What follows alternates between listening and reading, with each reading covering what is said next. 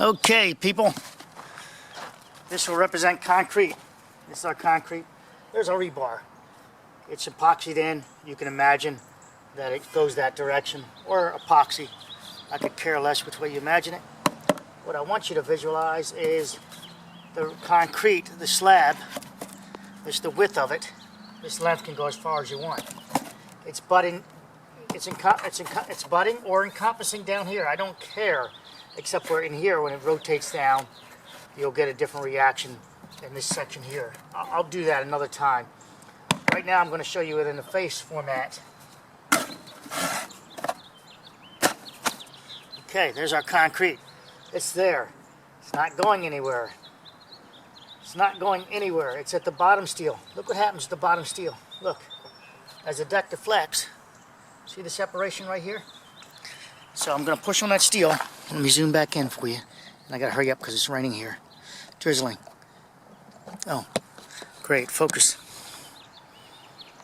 There we go. So, autofocus, yeah. Alright, so as the deck deflects, right here, you can see how the torque action is at the top. The rotation's at the top. Right here, separating.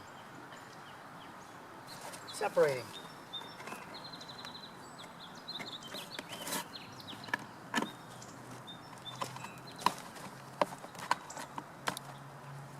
Ah, great. Kind of messed up my own display. Alright, so look, it's there. I'll switch it around this way. I didn't want you to see what the label, the writing on the label. Now I'm going to put the rebar at the top.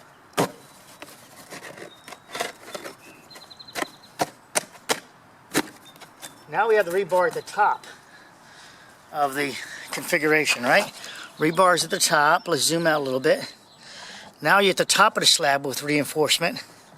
Don't worry about this. This is another time. Now the rebar's at the top. When you go to deflect it, it has a reaction down here, a compressive force. All right, that's to help it from pulling. It will in this rebar here. So as it deflects, this force will actually push back until it fractures off.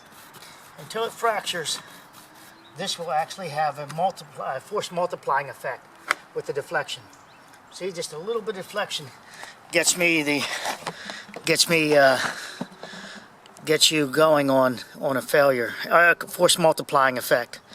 Just the, let me go that way. Just the tilting is not for free. This, okay, I'm here. And as this crushes down, let me put my hand in and clamp it. It has a force multiplier. This then acts as the compressive forces until it spalls off will help push the reinforcement out of the top deck and as like a pry bar effect, helping it pry it off, pry bar effect, the lever effect, right? Lever. So here we are going down again. That also, that does that. It also starts trying to put stress inside the bond that's created between the concrete, the mortar, the paste, etc. This mixed design and how it's going to hold up. So again, that's if the rebar's at the top. Now that works great. You have two of them there, and keep the deflection down. It's going to really help you. So let's do this again. Let's do that. Okay, I've got to take the camera inside. It's getting a little more wet than what it can take, probably. So again, so we tilt here, and we're coming apart here.